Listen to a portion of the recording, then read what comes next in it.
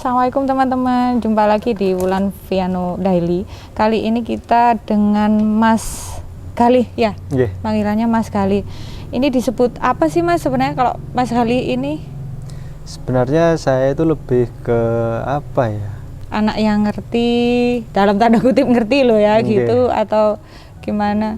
Enggak ya sebenarnya ya? Sebenarnya enggak, karena juga ada belajar, karena seperti itu sebenarnya bisa dipelajari lah. Oh bisa ya? Bisa. Tadi kan Mas Galih sempat cerita-cerita kita sebelum on record ya, jadi ada yayasannya juga? Ada, kami memiliki yayasan, namanya itu Yayasan Pakuan Sutrawangi.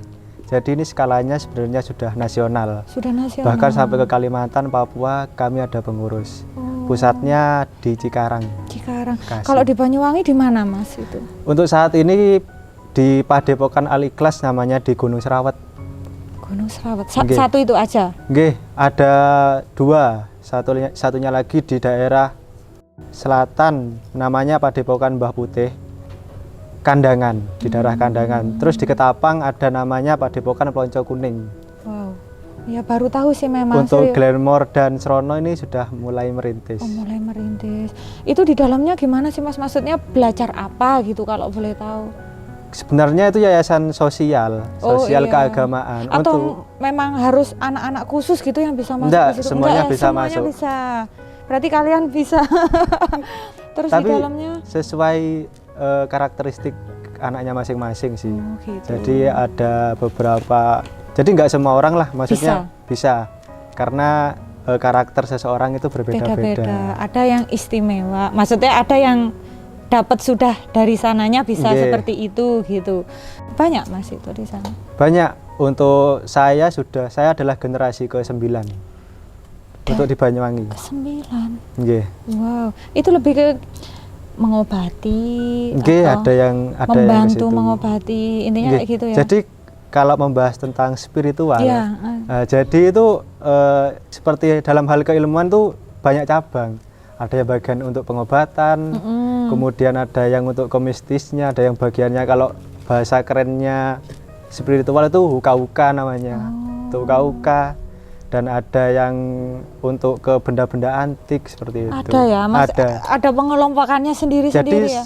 Diarahkan sesuai karakteristiknya masing-masing. Anaknya, oh gitu. Itu guys, kalau ada yang mau guys, ternyata ada di Banyuwangi. Ya kita sharing-sharing di sini ya, banyak pertanyaan. Karena saya kan bukan orang Banyuwangi asli gitu ya, bukan, saya orang Lumajang. Oh gitu. Lumajang? Iya Lumajang, kalau di Lumajang nggak ada ya? Belum. Ada. Oh ada juga? Di Jatiroto. Oh Jatiroto, oh, oke. Di Lumajang ada guys, di Jatiroto ya. Tadi sudah disebutin kalau di Banyuwangi di mana aja. Yang pertama, dunia lain itu memang ada nggak? Ada ya? Itu memang ada, karena kita sebagai orang Islam sendiri juga wajib meyakini bahwa itu ada. Iya. Memang ada, karena juga kan tidak semua orang bisa melihat, dan tidak semua orang pernah mengalami secara langsung. Iya. Kalau itu bisa melihat itu, kalau dari jenengan belajar juga di situ? Itu sebenarnya bisa diasah, karena itu kalau sekarang bahasa kerennya itu terkait dengan sebuah frekuensi antara dunia kita dan dunia mereka. Itu dibedakan menjadi ada frekuensi lain lah pokoknya. Oh gitu. Jadi kita itu gimana ya? Nyambung. Sebenarnya bisa nyambung. Ibarat radio, kalau kita bisa nyetel frekuensinya, ya nyambung sama mereka gitu loh, tahu dunianya mereka, intinya gitu. Di situ di dalamnya itu ada penghasilan kayak gitu ya? Ada. Oh gitu. Akhirnya sampai bisa mengetahui itu gitu ya? Oke. Kalau saya lihat ini Mas Galih ini ahli apa ya, kayak metafisika gitu ya? Kan memang kayak gitu kan ada ilmunya, ya kan, nggak hanya oh ya saya menerawang ini begini. Kayaknya itu bisa dipelajari, karena kan kalau sekarang kadang banyak itu anak indigo. Bagaimana dengan anak indigo? Saya juga heran sebenarnya. Padahal indigo itu ibaratnya itu 1 juta banding 1 orangnya. Gitu. Jadi tidak sembarang orang itu bisa indigo. Karena sebenarnya 1 juta banding 1. Nah tapi kok sekarang malah banyak. Bahkan coba sama lihat deh, di setiap sekolah pasti ada anak indigo sekarang. Gitu. Pasti ada yang ngaku anak indigo. Itu indigo beneran apa enggak ya? Indihome mungkin. Berarti nanti kalau yang sudah terkenal itu kayak Om Hao gitu. Iya, metafisika. Jadi beliau itu berdasarkan ilmu, jadi nggak sembarang asal ngomong gitu. Berarti dunia lain ada. Kita mulai dulu dari ini yang Mbak Mbak. Itu ada juga ya? Sebenarnya itu ada. Cuma kalau hal seperti itu kan gini, logikanya itu kalau kita dari sudut Islam sendiri itu kan namanya jin ya. Oh, jin. Jin. Jadi jin itu sebenarnya gimana menyerupai, ya? Bisa menyerupai apapun. Jadi itu tergantung dengan pola pikir dan imajinasi. Pola pikirnya kita. Ini. Kembali ke Miske tadi. Ada yang bilang kalau Miske itu bisa jadi dari orang yang kecelakaan tapi belum sampurna ke sana. Misalnya ya, orang habis kecelakaan atau ada orang di masa lalu dibunuh, misalnya, terus dia nggak bisa mendapatkan doa dari keluarganya, atau mungkin pada waktu meninggal itu tidak diketahui keluarganya, akhirnya menjadi Miske. Bener nggak Mas? Atau itu hanya? Sebenarnya itu seperti yang tadi, bahwa kalau merujuk ke Miske-nya, sosoknya itu tergantung mindset kita. Tapi kalau untuk membahas masalah arwah yang belum kembali tadi, ini saya ingin sedikit bercerita menurut pengalaman pribadi. Jadi buat ini ya, nanti kita biar ngerti gitu. Jadi memang kalau seseorang yang berpulang, kalau menurut kita agama Islam itu sebelum berpulang itu harus diantarkan atau dituntun lah. Jadi kalau mereka yang berpulang dengan cara tidak wajar, itu sebenarnya ada gimana ya? Betul tidak langsung kembali, belum bisa kembali. Jadi kita itu harus membantu dengan doa itu. Dengan doa itu tadi, sesuai anjuran agama kita. Dengan gitu ya. Jadi kemarin saya itu pengalaman dulu di daerah selatan, di daerah pantai. Sekarang mulai ngetren dengan campingnya daerah itu. Dulu waktu sebelum dibuka ada anak tenggelam 2 orang.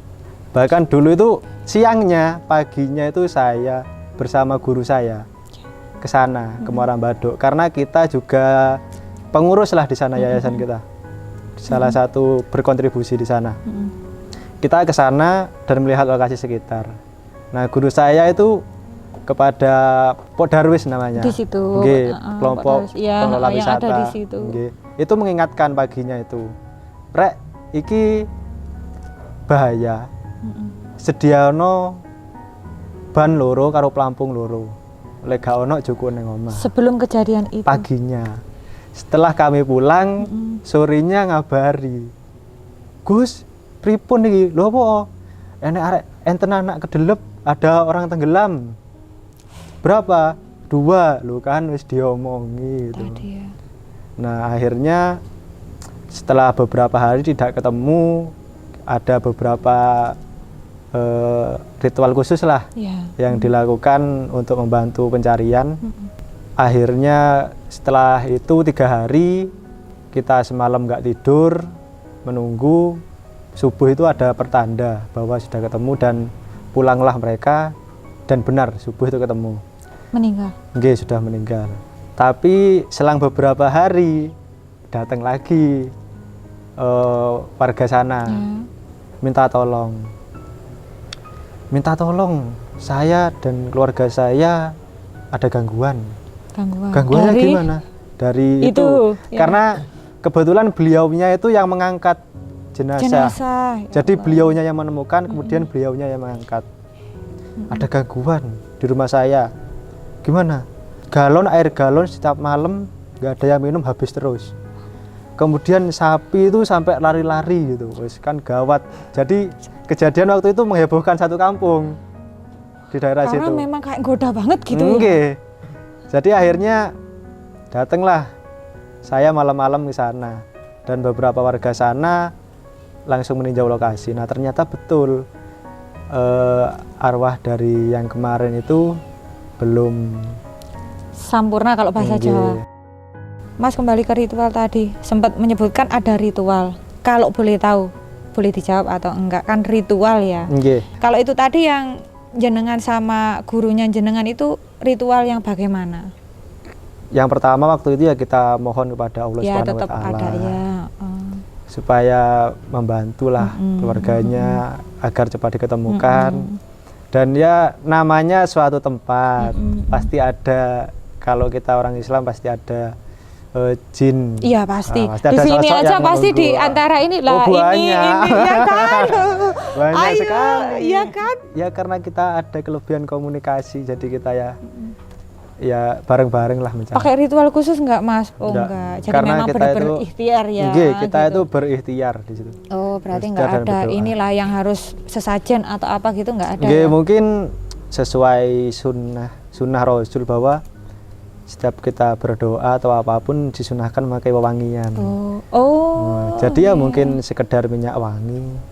Dan kalau nggak ada ya biasanya kalau kita orang Jawa, kalau di Arab pakai buhur, kita di sini pakai dupa. Miske kembali lagi berarti bukan perwujudan arwah itu sebenarnya ya kalau miske? Sebenarnya bukan. Itu kebanyakan korin sih. Oh jin korin. Korin yang pokoknya yang sering belulah itu pasti korin. Oh gitu. Itu loh ya kalian yang di sini kelihatan kan, yang sering berulah bukan ya berarti ya, bukan pasti korin. Bukan seseorang yang belum sempurna itu bukan ya. Oh iya berarti bukan. Terus lagi kembali lagi ke arwah, ya kan, arwah. Ketika mengalami biasanya suatu kecelakaan, katanya makhluk seperti itu jin atau apa gitu bisa nyalai lah kalau misalnya ada orang yang di jalan mungkin nggak berdoa, nggak apa gitu, dia bisa mengganggu sehingga menyebabkan kecelakaan. Bener nggak Mas itu Mas? Kalau mengganggunya secara langsung itu sebenarnya nggak bisa. Kembali lagi kalau menurut maut kan sudah ditentukan lah ya. Sebenarnya kalau masalah interaksi kan kalau mengganggu kan sudah berkaitan dengan interaksi. Jadi kan contohnya ada jin. Jin tiba-tiba ngampleng saya itu nggak bisa. Mereka nggak bisa melakukan apapun ke kita ya? Sebenarnya nggak bisa. Kalau gini ya, ibaratnya magnet itu sebenarnya saling saling tolak kan menolak. Ada katanya berarti kalau sudah bisa megang itu berarti sudah tarafnya yang tinggi gitu loh. Maksudnya ilmunya sudah kelasnya kelas tinggi gitu. Sudah kan ada yang sudah bisa menggerakkan sesuatu. Itu kembali lagi karena semuanya itu sebenarnya ada tekniknya. Mereka ya. Berarti nggak benar kalau mereka bisa mencelakai kita gitu, nggak benar. Sebenarnya nggak betul kalau kita itu tidak ada apa ya namanya. Kalau kita nggak masuk ke frekuensi mereka lah intinya. Oh gitu. Karena kan pernah saya baca atau apa saya tahu gitu kan. Atau menyaksikan gitu loh di YouTube mungkin ya. Jadi katanya misalnya ada jin yang dimasukin ke orang gitu, bilangnya ya itu kecelakaan karena saya buat gini, saya buat ini berarti itu hanya mungkin kalau menyebabkan kecelakaan. Contohnya saya mengendari motor terus ada tiba-tiba jin itu menampakkan diri ada nyebrang. Jadi kan mungkin mengganggu konsentrasi kita oleh. Sebenarnya kalau secara langsung tiba-tiba langsung diginiin sama dia. Gitu nggak bisa. Oh iya benar. Jadi dia kayak mengganggu, menyerupai itu ya. Tapi tetap kalah sama doa ya intinya. Kalau kita tetap berdoa ya. Berarti ternyata Mr. K itu bukan arwah yang gentayangan. Kalau Mas, kalau Gandorwo itu katanya beda sama ini deh, sama jin. Semuanya sama aja. Golongan jin. Maksudnya gini, ada jin ini kan kebagi menjadi dua, jin yang Islam sama jin yang kafir. Nah, kalau Gandorwo ini masuk ke mana? Sebenarnya jin juga. Sebenarnya. Jin kan. Cuma kenapa dia gini? Kalau jin itu kan bisa berupa ya kan sholat kan kayak manusia gini, bentuknya lebih oke lah gitulah maksudnya, lebih inilah gitu loh. Lah kalau enggak, jin yang kita bayangkan itu karena stigma manusia tentang jin itu seperti yang di film-film. Karena kan nggak pernah lihat itu. Karena kan nggak pernah lihat lah, yang dilihat kan itu, jadi udah mindsetnya di sini kayak gitu. Sebenarnya kayak gimana? Ya sebenarnya ya tetap manusia yang paling sempurna, ciptaan Allah yang paling sempurna adalah manusia. Bentuknya ya tetap aneh-aneh juga. Iya, ada yang besar hidungnya. Jadi berarti Gandorwo itu masuk ke golongan jin, mereka yang kafir. Kalau nggak sholat berarti kafir. Oh ya, berarti cuman ada dua aja, yaitu jin kafir sama jin Islam. Ya kita kembalilah ke sesuai ajaran Islam. Karena Allah itu menciptakan ya ada jin, manusia. Berarti bukan ini ya, bukan jelmaan yang begini-begini. Ya film Aladin. Gitu. Maksudnya yang bertapa gitu terus, bukan ya sebenarnya ya. Tapi karena golongan jin itu sebenarnya ada yang bertapa juga. Jadi mereka itu menuntut ilmu sebenarnya. Iya kurang lebihnya kalau mobilitasnya dan aktivitasnya itu sama seperti manusia lah. Sama. Mereka juga beranak, iya beranak pinak. Mereka ada yang menuntut ilmu dan lain-lain. Kalau yang bertapa ada. Ada ya bertapa. Ada. Justru jin yang di sekeliling kita itu ibaratnya itu ya jin ecek-ecek lah. Yang di sekitar sini, istilahnya junior. Yang yang Anda lihat ini 1, 2, 3 ini jin ecek-ecek. Karena kalau yang sudah istilahnya sudah senior, yang udah usianya beribu-ribu tahun, tingkatnya tinggi, mereka nggak mau dekat dengan manusia karena mereka sadar dan mereka tahu bahwa manusia itu derajatnya jauh lebih tinggi dari mereka. Makanya jin yang sudah umurnya bertahun-tahun dan banyak pengalaman yang beribu-ribu tahun dan levelnya sudah level kelas atas, kelas tinggi, mereka justru tinggalnya daerah pegunungan di tengah laut.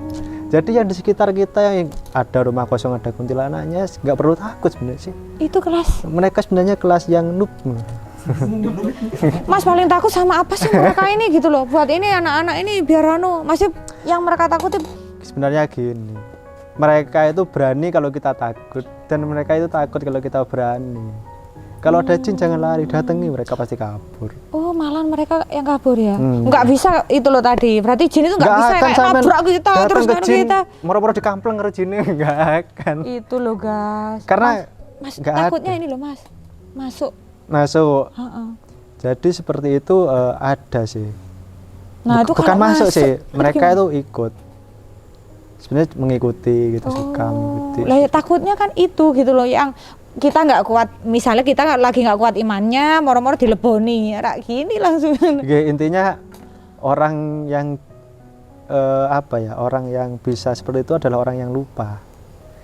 Jadi ya gimana caranya agar kita itu istilahnya pikiran tidak kosong, minimal ya selalu ingat Tuhan. Yeah. Jadi agar kita itu gimana ya, mau tidur pun dianjurkan berdoa. Jadi kalau di agama kita kan berwudu dulu, berdoa dulu gitu kalau mau tidur. Kembali lagi masih ke jin itu tadi, masalah yang masuk ke dalam tubuh sama ya itu tadi lah ganggu gitu ya. Ada juga sih sebenarnya yang anaknya pendiam, ahli agama, misalnya anak podokan, rajin. Kenapa kok masih bisa dimasuki? Untuk orang itu kan kita sebenarnya nggak tahu. Mungkin bisa dari luarnya ahli agama. Mungkin di dalamnya kan mungkin kita nggak tahu, mungkin dia waktu itu sedang dalam keadaan stres, karena orang yang stres itu rawan sekali. Gampang ya. Apalagi orang yang mudah emosi, mungkin waktu itu ada beban pikiran atau apa sehingga terlengah atau mungkin ada dari golongan makhluk sebelah yang menyukai seperti itu. Oh gitu. Jadi makanya itu jangan ngelamun atau apa, itu benar ya memang. Betul, ya kalau kita gampang ngelamun kalau kita kosong ya bisa dimasuki. Dari sebelah mana mas? Ada yang bilang dari sini, ada yang bilang dari jempol biasanya mereka. Ya suka-suka mereka sebenarnya. Oh bisa ada. Dari mana aja? Pori-pori. Bisa. Jadi suka-suka mereka. Gitu. Kan ada biasanya kalau yang ini, kalau yang sudah kesurupan gitu jempolnya dipencet gitu, teriak-teriak gitu. Ya karena emang sakit. Oh. Tak pikir karena kelemahannya dia di situ. Karena sakit. Baru tahu saya guys. Gini, karena terkait kesurupan sendiri itu 95% yang pernah saya temui itu mereka bukan kesurupan. Itu kami menyebutnya histeria. Jadi mereka itu emosi, mungkin ada masalah atau apa-apa, cara meluapkan emosinya mereka seperti itu. Sebenarnya enggak beneran. Enggak, sebenarnya dari kasus kesurupan selama ini yang kesurupan beneran mungkin hanya 5%. Jarang sekali. Jadi itu sebenarnya mengungkapkan perasaan, mengungkapkan depresi mental. Oh gitu ya. Jadi lebih baik ke dokter jiwa sebenarnya. Lebih baik ke psikologi. Oh gitu guys. Berarti saya banyak ditipu dong. Ya kan sering memang ketemu dengan seperti itu juga dengan media sosial yang saya lihat selama ini gitu loh. Kalau katanya begini. Oh ternyata. Kalau sekarang ya saya lihat juga rawan sekali. Masih banyak sekali lah pembodohan publik yang tidak sesuai demi viewers. Lah dan kita percaya loh mas, beneran. Iya, karena orang awam ya percaya aja. Soalnya kan nggak tahu. Apalagi ya yang paling saya sayangkan ya untuk teman-teman kita yang masih di bawah umur lah. Karena mereka itu banyak lihat YouTube mistis-mistis kan. Akhirnya benar-benar kan, percaya. Padahal itu ya gimana ya nggak betul gitulah. Dan itu kan untuk kehidupan dia selanjutnya kan juga berpengaruh, mungkin akhirnya kan banyak stigma-stigma negatif yang iya, akhirnya pasti kan jangankan yang kecil-kecil lah, ini pasti pada takut ini kalau yang agak gimana-gimana gitu.